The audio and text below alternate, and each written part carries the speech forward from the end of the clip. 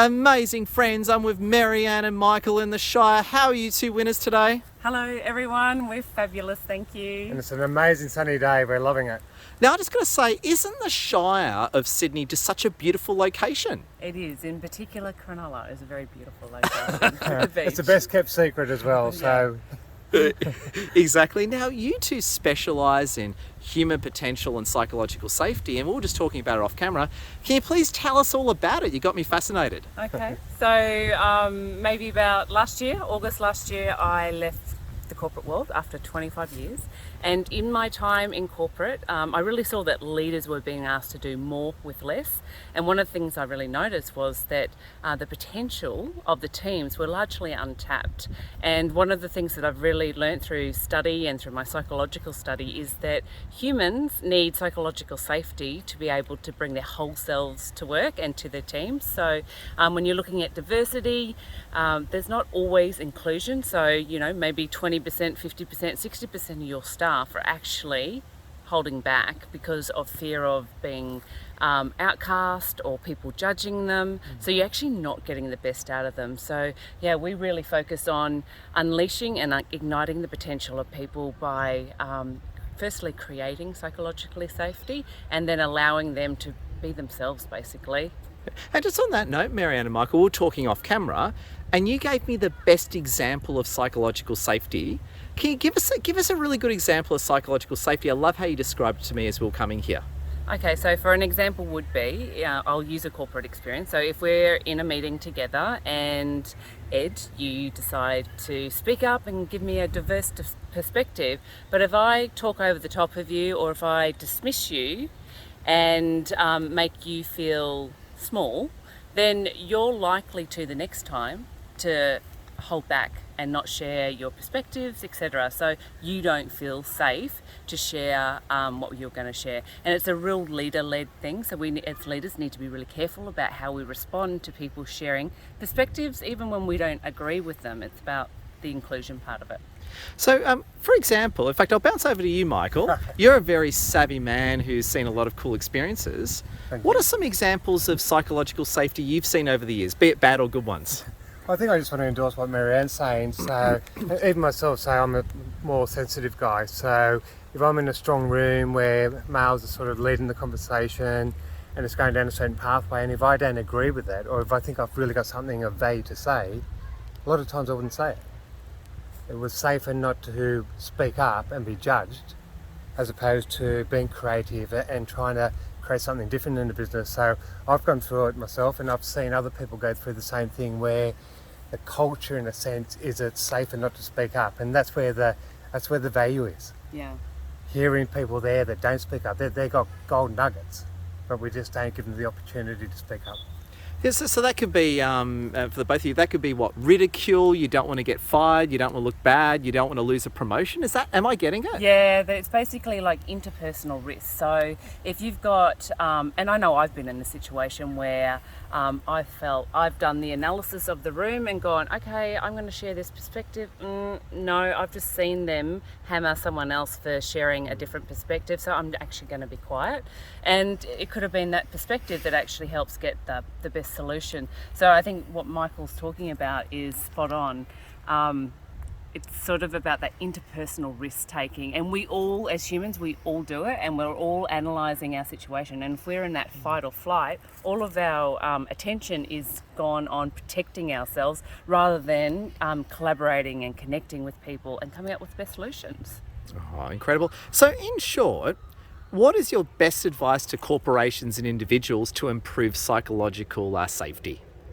So my advice, or do you want to go this week? There you go, and then I'll go after. I love how considerate you are of each other. Do you want to go first? No, you go first. No, you sir. No, you ma'am. You sir. I love you too. That's why I love you too. You're awesome. Please. So my best advice is that it is actually pretty simple to build psychological safety once you know what behaviours and what actions build it and take away from it. So what I do is actually work in partnership with leaders so that they can create psychological safety as the foundation for high performing teams. And psychological safety is critical to have high performance, as long as you've got performance standards and accountability with them. So one of the things would be about, first of all, showing your own vulnerability. So I'm not perfect. I say ums when I speak. If anyone could teach me how not to say ums when I'm speaking. So I'm showing vulnerability that I'm not perfect. Yeah. And that invites your team to then go, yeah, actually, I'm really bad at that too. How about we work on it together? So that would be one example. Another one would be saying, I really want to hear what your perspectives are. Like, how did you find that program went? And when someone comes back to you and says, actually, I thought it was really crap, then you would say, thank you for sharing your perspective. Let's work on this together. So there's really things about how you respond to questions and invitations into inclusion. And I do want to just add around diversity and inclusion. I think we've done a fantastic job in getting really diverse, but what we're struggling with in general is around how do you make organisations and teams truly inclusive. And that's probably the more challenging part, because we all there's dominant cultures in most teams, and when you're part of that dominant culture, you can have sort of unconscious and conscious biases. So I work with leaders to create truly inclusive, safe environments where people can feel like they belong, but also feel inclusive. Oh, incredible. And Michael, what's your reaction? Well, I think Marianne said it perfectly. So and I'm still more on that sort of financial well-being. So I think there's an obligation in regard to people bringing their whole self to work. So that's a matter of feeling sort of safe financially. It's a matter of going into a sort of a corporation or a business and they actually look after you. So we look at sort of programs in regard to reducing that financial stress. It's a big burden on corporates, employers in Australia. So we're looking at a cost of business around financial stress of 31 billion, a bit over that. That's pre-COVID, so God knows what it is now. But it's just got such an impact on, again, bringing the best out of employees. When they're at work, as an example, the stats are that 7 to 10 hours a week they're stressed around financial. So they could be in a meeting and all they're doing is worrying about that credit card bill. And they're not, so they're in their mind, they're not present. Are you getting the best out of them?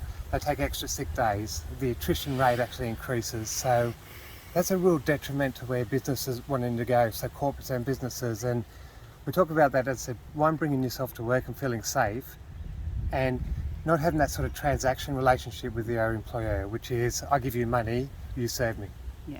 And it's really having something different, which is about creating a safe space, creating a space of wellness and innovation and bringing the best out of people. And belonging. And belonging, yeah. And you mentioned something, a really interesting fact this morning around business confidence. So a business confidence is at the highest it is in 25 years? Yeah, so I went to a presentation yesterday, so we're looking at the opportunities over the next 12 months, 2 years. With business confidence, they're wanting to invest. They are so confident about the future. So there's a real labour market there. So they need good employees. So there's two things that are happening. One is that they've got to retain the good employees, and then they've got to become an employer of choice. So they've got to attract quality employees. And this is around that sort of financial well-being. It's around the psychological safety. It's around inclusiveness. It's around that anyone that comes into the organisation is going to be heard. And you just want to think about yourself, like, so what sort of organisation do you want to be in? What sort of team? You want to be in a place where you feel like you belong, that you can feel like you can bring your whole self, authentic self, and share your ideas and get collaborative. You want to know that your well-being and your whole well-being, like with financial wellness, etc., is actually truly cared for. So, that's why we're so passionate about it. And it's all lived experience as well. Excellent. Thank you so much for the interview. It's just been incredible. And I just want to say to everyone, please follow the powerhouse Marianne and Michael. I just want to say a big thank you to both of you. Thanks for having us. Pleasure.